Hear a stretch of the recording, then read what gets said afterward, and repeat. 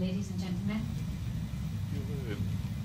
d'accueillir pour la troisième fois en un an le Premier ministre israélien Benjamin Netanyahu en France. of Israel, Benjamin Netanyahu in France. It is a sign of the friendship between our two countries and the depth of the friendship between the two nations, Israel and France, as well as the commemoration of the 70th anniversary of the creation of Israel. I will speak about this friendship in a minute, as well as the perspectives in the future.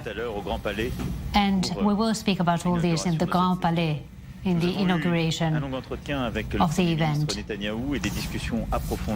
We've had a conversation, Mr. Benjamin Netanyahu and myself, on the situation in order to preserve the stability in the Middle East and to guarantee the security of Israel, something that France insists upon. We all know the concern that has been raised in both countries because of the presence, the military presence of Iran in the region. I have conveyed to the Prime Minister the concern shared by my European colleagues and the fact that we need to preserve the limits of nuclear activities in the region. But France, for more than a year, has been considered by France as sufficient. We have had a discussion that I think has allowed us to move forward after the exchanges between ourselves and in the week prior to this conversation with my colleagues from the European countries as well as others. The objective being to have more stability in the region. I want to confirm that the agreement signed in 2015 is a block that needs to be completed by an agreement on the activity post 2025, as well as the regional presence of Iran. On this point, the Syrian question is vital. I think we are converging progressively towards working jointly on this situation and this subject. We wanted to create a coordination mechanism in a group created and made by France as well as the process countries in the framework of this cooperation mechanism and coordination. We wanted to find a way in order to guarantee full sovereignty, which is a very important element for the security of Israel, and the long discussion that we've had goes in that direction. Secondly, a constitutional change on which Russia has taken the initiative, and thirdly, the organization of free elections so that Syrians who are present in their territory or outside the territory would be able to participate. We agree to say that such a process and such a mechanism would allow to move forward in a useful manner and would provide more security. And this would be one of the elements of the larger picture that I have drawn to you. We are committed to fight against instability in the region, something we're seeing in Syria, since there seems to be no political way out. And this coordination mechanism and the step forwards that we have to take in the next few weeks collectively will provide the first answers, the first response. This is what I conveyed in Russia in my visit last week, and this is what we've been talking about. I think we can say this here. This was an important element for the stability of other neighboring countries, especially Lebanon. We have also spoken about the situation linked to the Palestinian-Israeli conflict. I have reminded him of the French position, which is that I have always reminded that whatever the positions on either side, we are committed to a fair and durable solution founded on two states, Israel and Palestine, living in peace and security and having both Jerusalem as the capital. I have conveyed to the Prime Minister my great concern regarding the threats on the prospects for peace, and the events that have happened in the last few weeks have fed this concern. I have reminded him of my position. We condemn all forms of violence against civilians, in particular these last weeks in Gaza. We insist, we are committed to the security of Israel, and we condemn all form of expression to incite violence made by certain groups, and I'm thinking of Hamas there. This is what we have been maintaining constantly. I have also said to Prime Minister Netanyahu that France wishes to participate, to alleviate the humanitarian situation. We have spoken about what we've been doing with Jordan and other partners in the region. We would like to provide a greater participation together with other European states. I think this would be a humanitarian response to the acute crisis in Gaza, and it would be a useful response to the security and stability of Israel. We have also spoken about our bilateral relations as well as specific cooperation activities in the framework of friendship between our two countries, close cooperation in the fight against terror, which is a priority for both countries, a priority. And I want to say this again, cooperation between our teams is exemplary. And Prime Minister, I want to thank you for that once again. Dynamic economic exchanges that we would like to reinforce based on the human links between our countries. And this has been illustrated through the Vivatech Salon, the fair in which many startups and Israeli investors are participating. We are multiplying the exchanges, and we want all of this community to go with us in this event that we will go in a minute. In the framework of innovation, culture, we would like to move forward with the cross-season France-Israel. I will speak about that later on, and France wishes to see Francophonie further developed in Israel through the teaching of French and increasing the number of Israeli students in France. This is what I'd like to mention regarding our conversation before I give the floor to Mr. Netanyahu, and then we will have to go to the other event. Allow me, Prime Minister, to wish you the best of success for this season before I go to the opening together with you. It's a pleasure for me to have you here once again in Paris before I go to visit you. I have committed to do that in the next few months. The historical, strategical relation with Israel is very important to our country. Thank you. Merci. Macron, Emmanuel, for your warm hospitality, and I find our repeated conversations, including this most recent one, as being very useful, very productive. We obviously can't discuss everything that we discuss privately in public, but I think these exchanges are very important to advance security, stability, and prosperity in our region, and obviously to help both our countries advance towards the future in areas such as technology and science and culture. We are natural allies.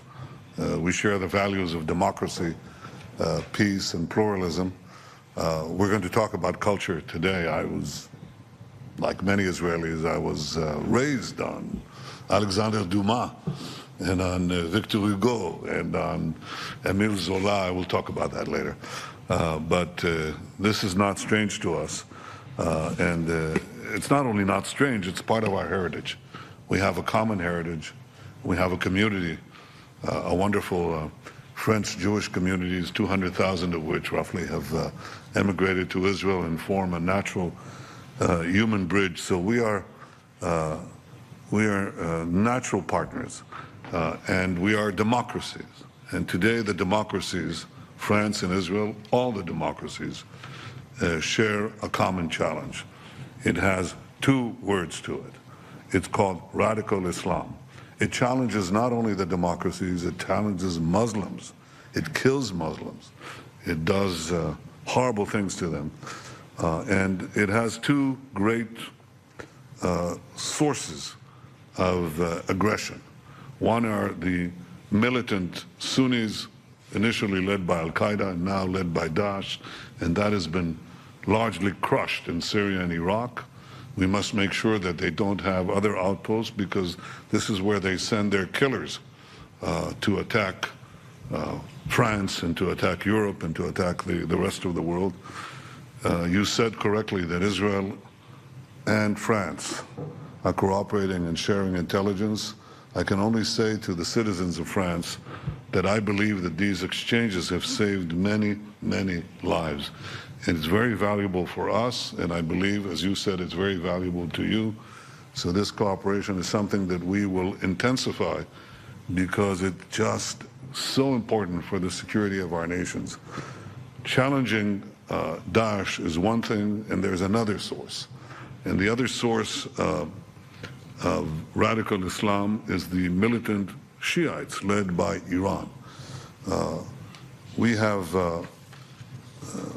We're doing everything we can to prevent the aggressive designs of Iran, which will ultimately destabilize not only the Middle East in their effort to conquer the Middle East, but destabilize Europe and the world. You've experienced 250 people lost here in terror attacks from one side of this radicalism. You do not want to have any more. So in addition to fighting terrorism through intelligence cooperation, Israel is also fighting this battle in the Middle East by fighting Daesh in the Middle East, but also by fighting Iran.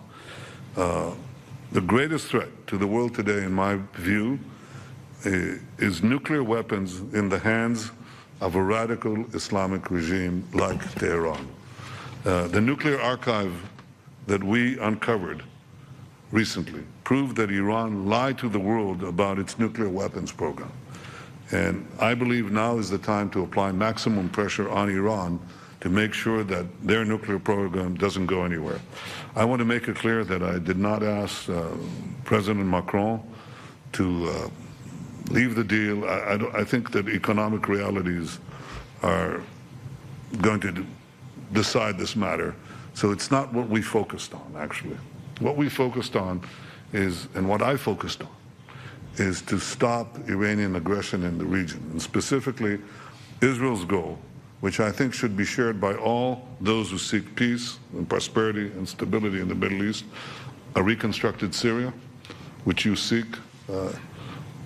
I think that the precursor to that, the precondition to that, is that Iran leaves Syria, all of Syria.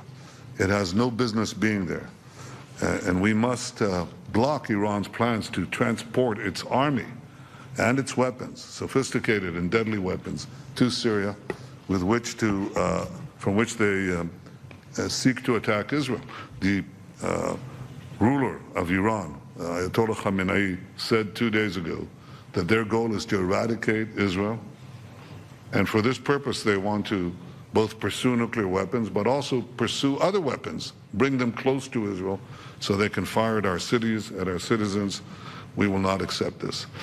I want to say that this position, I believe, is common right now across the Middle East, but not only with, for us Israelis, but for many, many of the Arab countries there who are themselves threatened by Iranian aggression. The simplest thing, the most direct thing, and the most necessary thing that we need to concentrate on now is to get Iran out of Syria. I want to say a few words about Gaza. What you've seen in recent weeks are not peaceful protests. These are violent riots that are organized by Hamas. They're using human shields to move their terrorists in place. They want to kidnap Israelis. They want to murder Israelis. And these protests are paid by organized by Hamas. They're paid by Hamas. And they are seeking to storm into Israel, capture civilians or soldiers right next to the fence, within meters of the fence, of the border fence. They burn our fields. These are not civilians. And one day, which had the greatest amount of casualties, there were 62 casualties. Hamas openly said there were 50 of the 62 were Hamas terrorists. We have their names, we have their photographs. So this is not what it appears. And it is something that we have a right to defend ourselves against. We exercise that right. We seek to do it in non-lethal means, and we're not successful because Hamas wants these people killed. I said a few minutes ago that just imagine that you had the equivalent of about 20 million people who are governed by a tyrannical terrorist regime who want to storm into France. They say, we want to enter France, we want to destroy France, we want to burn Paris down, and when we cross the border into France, we'll kill any French citizen that we can get our hands on. Obviously, you would act in every way possible to prevent this from happening, and this is exactly what Israel is doing. Here, too, I think that there is a changed attitude in certain parts of the Arab world because they understand this. They're sick and tired of this war against Israel, of this attempt to destroy Israel. They understand that there is a potential partnership with Israel, both for security against Iran and against radical Islam from wherever it comes, but also for a better future, because they believe that they can, these Arab countries believe that they can join Israeli technology to have water, to have agriculture, to have cleaner air, to have IT, to have all the health. All these things are possible, and I think that you should know that they're happening under the surface. There is a change, and I believe ultimately this is the biggest hope for peace. We have to confront the radicals and the terrorists, but at the same time we have to seize the opportunities for advancing a new future, a better life, and it's happening. It is happening now as we speak in the Middle East. This is also true of Israel and France, because as we fight the forces of the past, we embrace the future. We both understand the value of innovation, the value of transformative technologies like AI, deep learning, quantum mathematics, and quantum computing. These are not strange words. They're real words. They're changing, fundamentally changing the lives of people. They create new opportunities. I think that in order for them to blossom, you need an economic climate that rewards initiative, rewards enterprise. And I follow with great admiration, Emmanuel, your efforts, valiant efforts in France to create these possibilities. I know that I know the great potential that you have in this country, the great resources that are available, human resources. We think that Israel and France together can do a lot more. Separately, we're doing a lot. Together, we can achieve even greater things. So I want to commend you for this, as I want to also commend you for fighting anti-Semitism. It's been a consistent position that you've espoused. I think it's important because anti-Semitism does show its ugly head here, and the fact that you are taking a resolute stand against it, I think, is important. You rightfully said that anti-Zionism is anti-Semitism. You can say, well, I have nothing against Jews, but I don't think there should be a Jewish state, which is basically what the anti-Zionists are saying. We understand that this is hypocrisy, and I'm glad that you took a clear stand against it. I want to continue to have this cooperation. I look forward in a few minutes to talk about our shared cultural base and our shared goal of innovation and transformation. And I believe that together we'll succeed. So thank you for this meeting, and thank you for this evening and many other evenings as well. Thank you, Emmanuel. Thank you.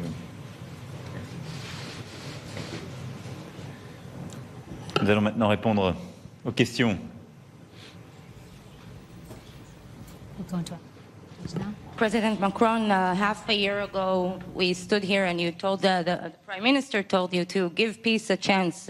Half a year has passed. An American plan has not been presented yet. Does France plan to step in anytime soon to help with Israeli-Palestinian peace with the American plans? And in your comments tonight, before the cultural season, you refer to Palestine as Palestine. Is France about to recognize Palestine as an independent state? And Prime Minister Netanyahu, while we are discussing the Iran deal, there's another nuclear deal which is on the way between, and there's a summit which is getting ready in Singapore. Do you believe that Kim, the North Korean president, is ready for denuclearization of North Korea? Sur vos premières questions. Regarding your first question, La France n'a jamais annoncé qu'elle allait France has never announced that she was going to submit a peace plan. Nous faisons tout pour d'abord éviter We're doing everything we can in order to avoid tension and violence escalating. And we're going to try to work as much as possible and to be useful for humanitarian issues. There was a plan that was announced that was delayed. I assume that it's going to come at some time. We're going to concentrate our efforts in the region on a framework for regional stability. This is what France has been defending since the summer of 2017. This is what I said at the General Assembly of the UN in September. In the framework of stability, there have to be included the number of subjects that I mentioned previously. Now,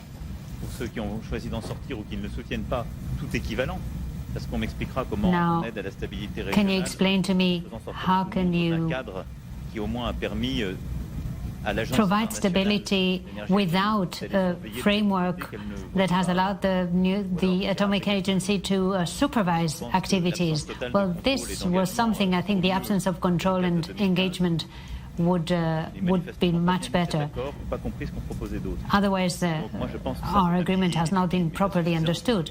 So it's probably not sufficient. It has to be completed by the post-2025. Ballistic missiles, Iran, and specifically the activities of Iran in the region. In this context, and through this work, we will be able to contribute to the stability of the whole of the region. We have decided, France has decided to concentrate our work in Syria. We are not at the moment going to submit any ad hoc peace plan for the Israeli-Palestinian conflict.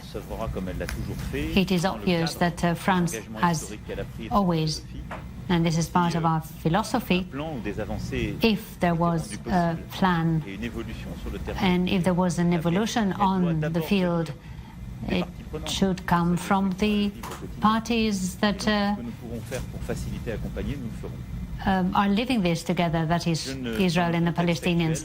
In the present context, I mentioned this 6 months ago at the conference that you have mentioned.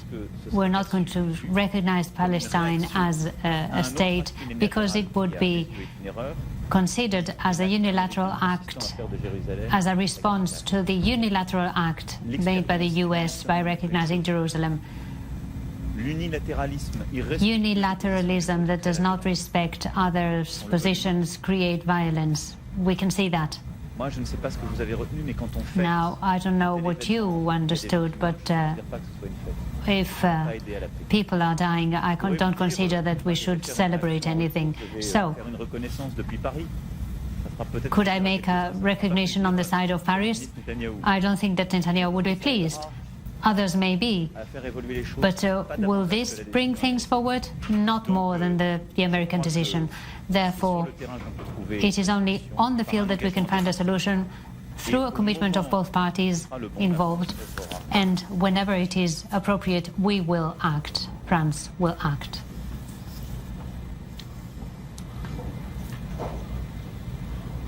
I think that denuclearizing one state is enough for me. I'm not going to offer my insights on this upcoming visit, although President Macron and I discussed it, because how can we not? I mean, this is something that will affect the entire world. There are really two sources of states with nuclear weapons that could threaten the peace of the world. One is Iran, and the other is North Korea. We wish President Trump success in these talks to denuclearize North Korea, obviously, but I'm not going to say beyond that. I will say that on denuclearizing Iran, I don't think I'm saying anything that you don't know. I don't think the agreement that was reached was going to achieve that goal. It basically did a very simple thing. It said, in exchange for not enriching uranium for one bomb, you, Iran, will be able to enrich uranium for 100 bombs within a few years. And I don't think that's a good deal. The other thing that it gave, the deal gave Iran a tremendous cash bonanza, just a tremendous cash machine, which they used not to develop Iran and not to make it more moderate, because the oppression and the tyranny continues there. And they took the money to try to conquer the Middle East. That's basically what they did. They did this in Yemen, they did this in Syria and elsewhere, and in Lebanon, now in Gaza. So if the deal was supposed to moderate Iran, it did the very opposite. It gave them the money to build the empire. The reason this is important is not only for us, it's important also for France and Europe. Because what Iran is trying to do by moving its army to Syria is to actually build an army in Syria, an Iranian-commanded Shiite army. They want to bring in 80,000 Shiite fighters from Afghanistan, from Pakistan, into Syria, not merely to attack Israel and ultimately destroy it, as they openly say, but also to convert Sunnis, and Syria is 96% Sunni, to convert Sunnis to Shiism. Now, what that will do is spark another religious war, another civil war, which will produce more refugees. And where will the refugees go? They'll go to one place. They'll go here, or to Germany, or to Europe. So by preventing Syria's entrenchment, military entrenchment in Syria, or rather Iran's military entrenchment in Syria, which is what we're doing actively, we're also preventing something that could be very, very dangerous for Europe. And we do so first to protect ourselves, but in so doing, we're also defending, we believe, the interests of our friends here in Europe. Again, I think that the nuclear issue is going to be resolved because economic forces will do their thing. But I think that the larger issue today is how do we block Iran's aggression? Its cash machine has been smashed by the possibility of new sanctions, and that's good. But they still are pushing their missiles, their army, their militia into Syria. And I think this is something that we and all nations that seek peace should seek to prevent. And we are, I think, not without the means to do that. As far as look, the Palestinian-Israeli conflict is based on the negation of Israel. It's not about creating a Palestinian state. That could have been resolved along the history of the last century several times. It's about denying the existence of the one and only Jewish state. And this is what keeps this conflict going. The two branches of Palestinian society, Hamas and the Palestinian Authority, unfortunately have not accepted the idea of a Jewish state. The difference is that Hamas wants to destroy us with active terrorism, and the Palestinian Authority wants to do so, unfortunately, with political means. They haven't yet accepted the Jewish state. When I ask Abu Mazen, recognize the Jewish state, You ask me to recognize a Palestinian state, why don't you recognize a Jewish state? He won't do it. And Hamas openly says that their goal is to liquidate us. I think it's important sometimes to get to the basic truth. And the basic truth is to come to the Palestinians and say, yes, we know there are many issues to discuss. There are borders, there are settlements, there's water. But ultimately, the reason there's no peace is because you consistently refuse to recognize a Jewish state in any boundary. So, for God's sake, recognize a Jewish state. And that state has a capital. It's Jerusalem. We're not discussing, some people have different views of where the delineation of the borders in Jerusalem will be. But the fact that my office is in Jerusalem, the Prime Minister's office is in Jerusalem, is a fact. It's not going to change. That the Knesset, our parliament, our Assemblée, is in Jerusalem is a fact. That's not going to change. That the Supreme Court of Israel is in Jerusalem is a fact. That's not going to change. So I think that truth is based on, or rather, peace is based on facts. It's based on truth. And if we want to advance peace, I think that one of the things we have to do after nearly 100 years of conflict is to bring in truth. Recognize the Jewish state, recognize that it has a capital. It's called Jerusalem. It will remain Jerusalem. Prime Minister, oui, Christophe Decroix d'RTL, bonjour. Monsieur le Président Macron, tout d'abord, les Iraniens ont menacé de reprendre the Iranians, Mr. President, have decided to enrich uranium once again. Does this give arguments to Mr. Netanyahu? And with the announcement of the new taxes on different metals, have you had a discussion, a phone conversation with Mr. Trump and Mr. Netanyahu? Is this European tour providing results for you? If I understood what you said at the beginning, you're not asking France to leave the agreement. So my question is, should we keep the agreement? And could we still have an agreement if, or could there be a deal if this agreement is left? On the first point, I have taken good note on the declarations, the statements made by Iran. These statements do not mean that we have to leave the 2015 agreement. So I would not overinterpret them, and I would not consider them an infringement of the agreement. It says simply that if one side decides to break out of an agreement, then that does not encourage the other side to keep the agreement. So if this is not sufficient, if this agreement is not sufficient, but it was a good one, then we should keep the agreement. It is just common sense. So the JCPOA is not sufficient, I do agree, but it's better than what we had before. And the Israeli services have demonstrated that. So, yes, there is greater tension. I invite everybody to try to stabilize the situation and not to go into the escalation, because it will only lead to conflict. So on my part, I would like Iran to remain in the framework of JCPOA and to discuss the other subjects. First of all, because they're good for the collective security. Second, because they respond to the legitimate concerns of Israel and other countries in the region.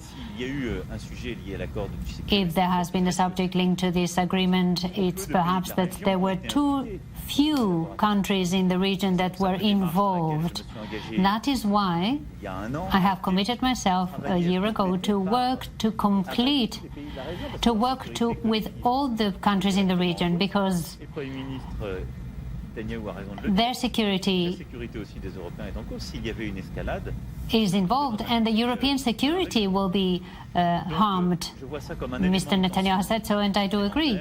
So yes, there is a further tension, but this invites us rather to work on the other leverages, what we've spoken about, the crisis in Syria and the other subjects. I think that the International Atomic Agency has seen that the agreement was respected up until now, and this is the only indication we have. I have no other indication that Iran has infringed the agreement. Now, this agreement had economic terms. When Prime Minister Netanyahu speaks about sums of money that have reached the Iranian regime, it's true, but we're not talking about the companies, European companies or American companies that have left after, that have gone back to Iran after the agreement in 2015. That's not what we're talking about. It's the freezing of the assets. Now, the money arrived not because a company decided to go into Iran or leave Iran. These are only a few thousands of euros. The main thing was the freezing of the assets. So, in the framework of future conversations or negotiations, we could make sure that any activity would go for the people of Iran and not the regime itself. I'd like to avoid any confusion on that. Regarding a phone conversation, perhaps I'm a bit classic, apart from having common sense, but I don't tell what is happening behind the scene. If you know the recipe of a sausage, it's not sure that you'll continue eating it. So I'd rather see people see food prepared. I don't think you have to see what is happening in the cuisine, in the kitchen behind. So people spoke about phone conversations. I don't know. It doesn't come from me.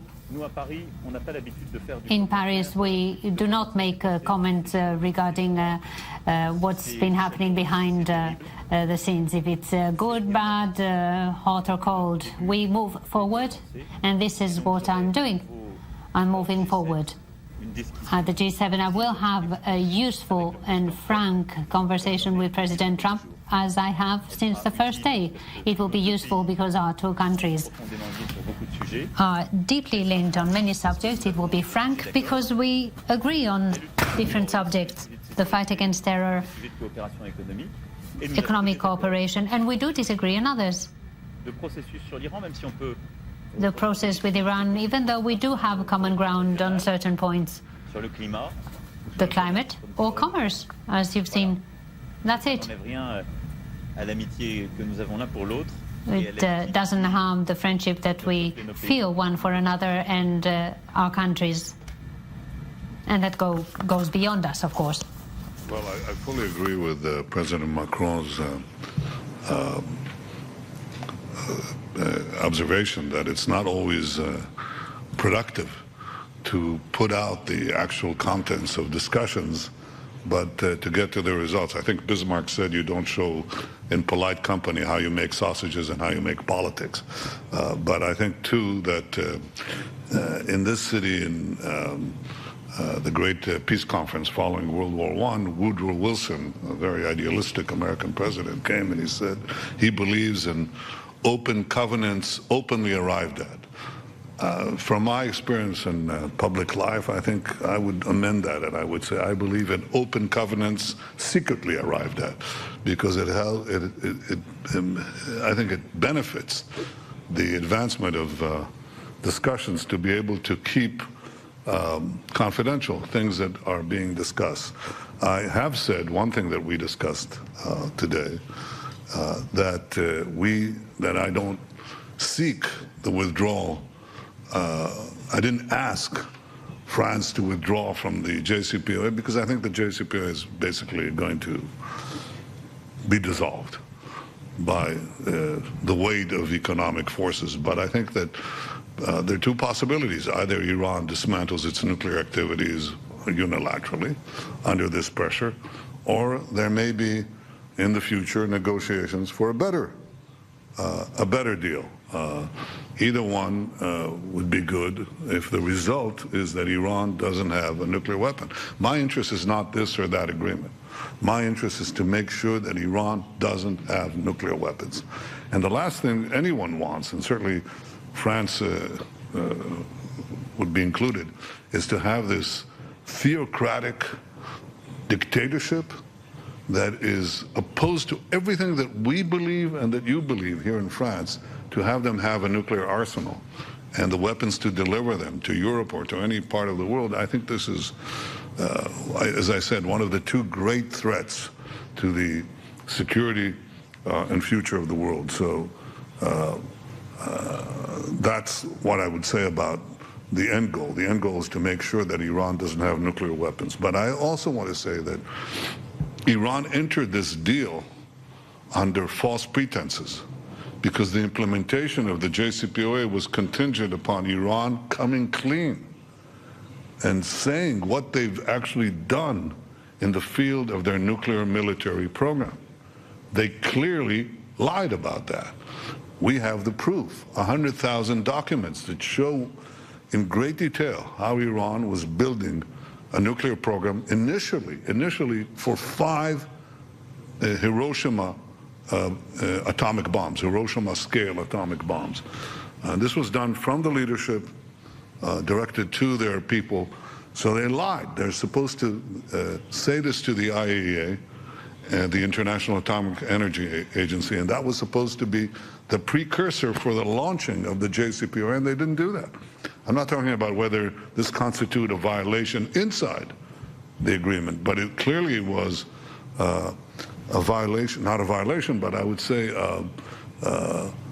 bad faith in terms of delivering the precondition to entering any kind of implementation of the JCPOA.